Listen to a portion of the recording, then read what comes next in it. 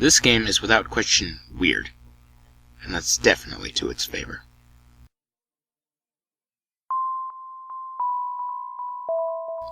Botanicula is a point-and-click adventure game about the fauna flora residents of a fantastical tree trying to stop a dark arachnid-like entity from destroying everything they know.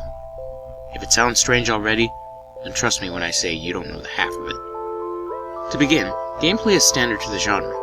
As the player, your job is to explore the grand extent of the tree from the dramatically minuscule perspective of your band of 5 oddball characters. In your adventuring, you are provided the opportunity to interact with nearly every aspect of your environment, collecting items, receiving and completing small quests and challenges, solving puzzles, and unraveling the simple and yet still fascinating narrative before you, often making use of the individual assets of your tiny arboreal team to do so, and all without the game ever uttering more than a few words of human speech in the process. Using that as a stepping stone, I transition into aesthetics.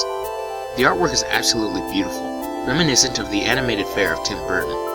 Yet even as there is a bizarre and almost twisted nature to the visuals, the presentation remains almost perpetually lighthearted. Most of the time. Nearly every aspect of the tree that the small band of main characters inhabits has a life of its own, and each is immensely unique from one to the next. So much so that there's even a card collecting mechanic within the game that showcases a solid plethora of them whenever the player takes interest in looking back. Meanwhile, the main team itself is an odd collective of friends who, while not given heavy character development, are filled with heart and personality. Matching up with the strange visuals and dreamlike presentation is an almost unearthly soundtrack from Czech musical group DVA, who also aided in other aspects of the final product. As I stated earlier, there is almost no true verbal dialogue outside of the intentionally indecipherable mumbles of its characters, and nearly no text of any kind. The entirety of the story is recalled and played out on the screen as if on a stage. Nevertheless, it is an engaging narrative, even as it is a simple one. In the end, the game itself isn't especially lengthy, nor is it predominantly difficult. I, considering myself a less impressive gamer, was able to complete it in right around 5 hours. Additionally, like most games in its subset genre, it tends to be a casual experience without an exceptional abundance of high velocity or high intensity moments during play. Do any of these facts diminish the value of this game?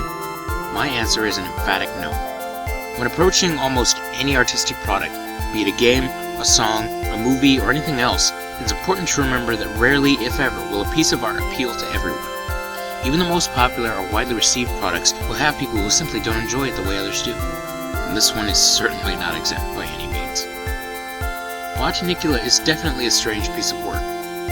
It's a wild adventure that takes place almost entirely in a tree. It's a bizarre introduction to a lovable cast and a beautiful world. It's a story without many words, yet it is filled with all sorts of heart and humor, sometimes irreverent. Discerning gamers or parents, feel free to comment or message me for more details. It's a relatively calm, somewhat brief, and lighthearted game that had me entranced, entertained, and engaged all the way through. To sum it up shortly, it was pretty weird. It was pretty awesome.